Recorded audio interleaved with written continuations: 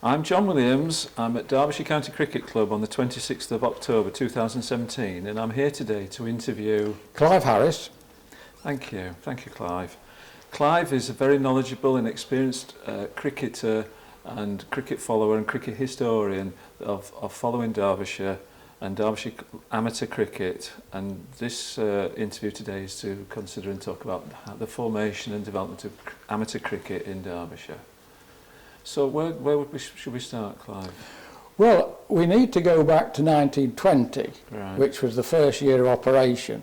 But it's quite an interesting story how two completely different situations that happened, one just before the First World War and one just after, that, if you like, caused the creation of what was then called the Nottinghamshire and Derbyshire Border Cricket League. The situation that happened before the First World War in 1913 was that a tram route was laid from Ripley through Codnor, Loscoe, Heanor, Langley Mill.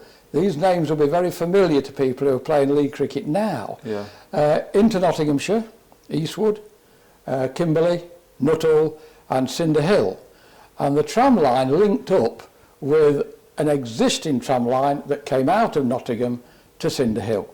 So what that meant was you could now ride from Nottingham to Ripley on a tram in about an hour and a quarter.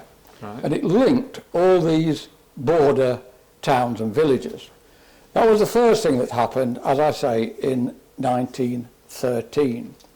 Then the war years, of course, came and very little cricket was played.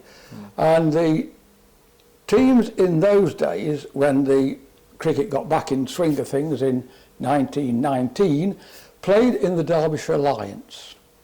And at the end of the 19 season, there was a kerfuffle, and it concerned Langley Mill. And what happened was they were due to play Stonyford in a cup semi-final.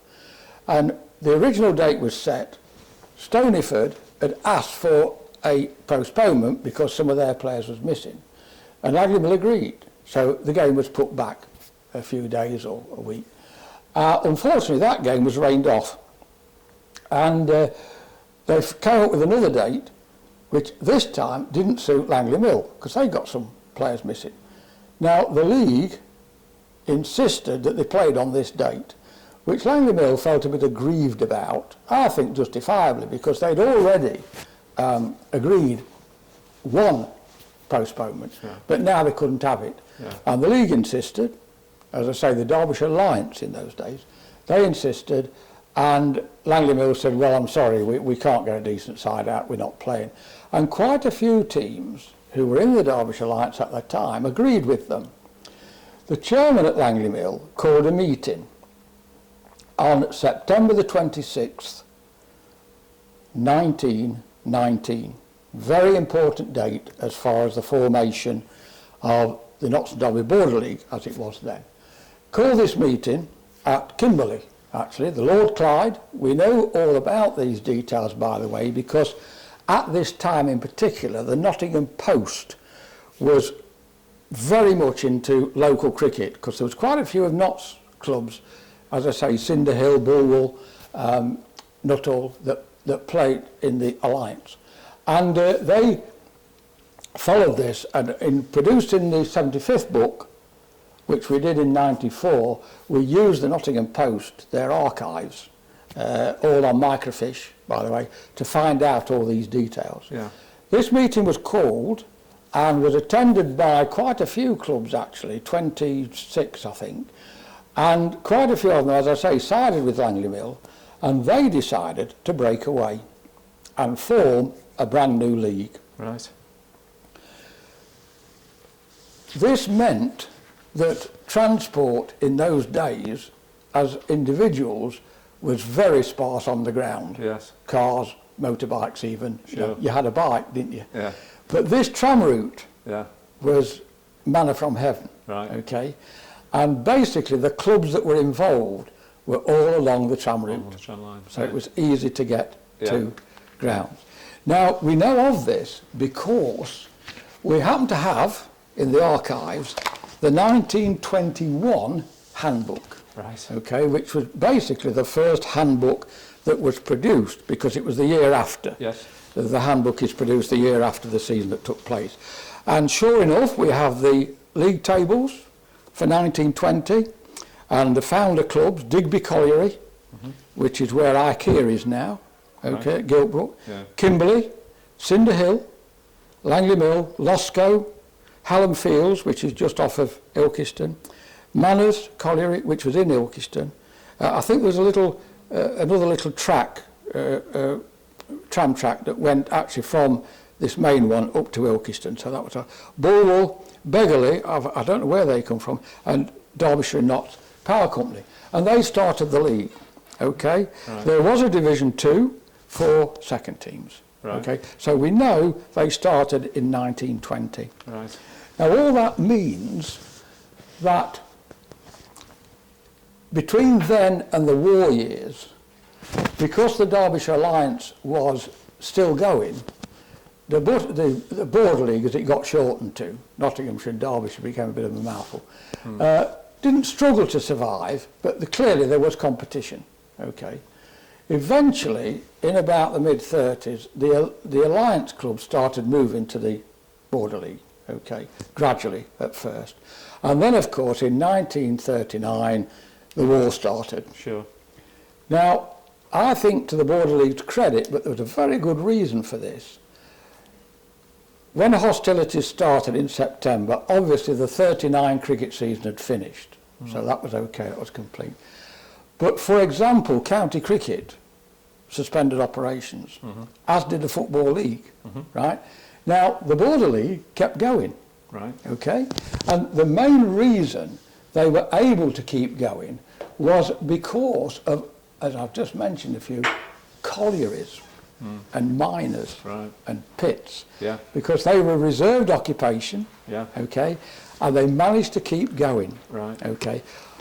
And the reason we can, if you like, prove that is because what we also have in the archives is the 1947 handbook. Right. Now this is the first one produced after the war. Right. And contained therein is the final tables for 1940, 41, 42, 43, 44 and 45, which proves again that they continued through the war, which I think, even allowing for the miners and collieries, was still quite an achievement. It did go down to about 7 clubs. I was going to ask how many clubs were still able to play. Rock bottom, 1, 2, 3, 4, 5, 6, 8, sorry. It went down to 8 clubs, and it was only one team. One division, yeah. But they managed to keep going. And they played, 16, 14 games, etc. So, that would make Derbyshire very unique, I would think, did it? Well, I don't know about that. I mean, league cricket, which is what this mainly is about, certainly didn't really start in parts of the country other than the Midlands and the North until the late 60s, mid-70s. I mean, they were still playing friendly cricket down in Surrey in the 70s. It took them a long time to realise that league cricket was the way forward. I mean, they all do it now. Sure. But there was other leagues. I mean, for example, the Basset Law League in Nottinghamshire. Now, I've tried to find out whether they kept going, but with no joy. North Staffs and South Cheshire on the other side of the county, I can't find. I suppose I could delve deeper. It's a good question, actually, that you ask. Something I hadn't thought about. And perhaps we are in touch with these other leagues through the LCC, and it's perhaps something I could ask. Well, coming back to Derbyshire. Sure. So come after the Second World War, then there was a few surviving clubs. There was indeed.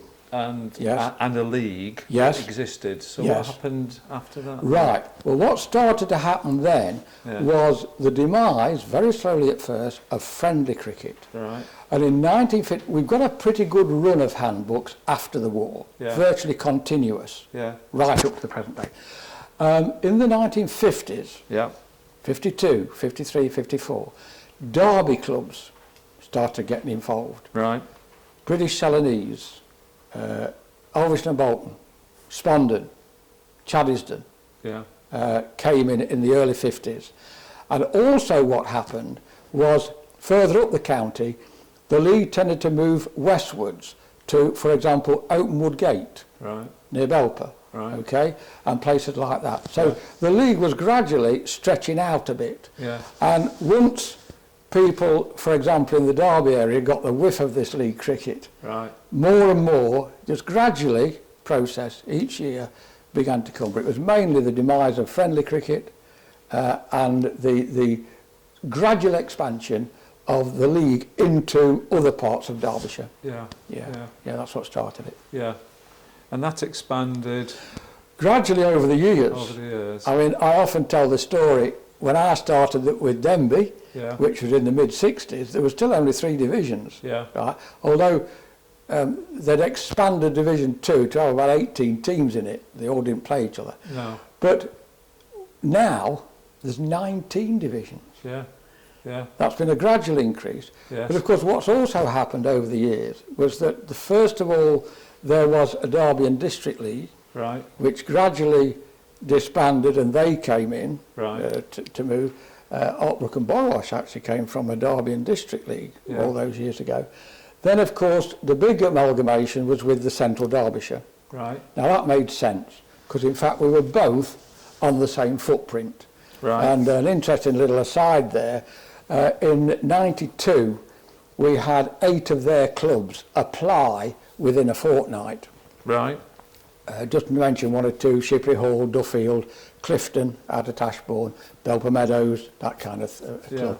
And we decided that what we ought to do was contact the Central Derbyshire Committee and tell them what was happening. You know, we couldn't stop the clubs applying, obviously, and we were interested, same footprint. And we had a meeting at Duffield, their officials came, and to start off with, a guy called John Rowlands, who was chairman, says, well, gentlemen, I think we ought to amalgamate. Well, we were all right with amalgamating, but the Central Derbyshire was still very much an amateur league. We being the Border League, had professionals and overseas players virtually since the war, since the Second World War. Overseas and professionals have been in.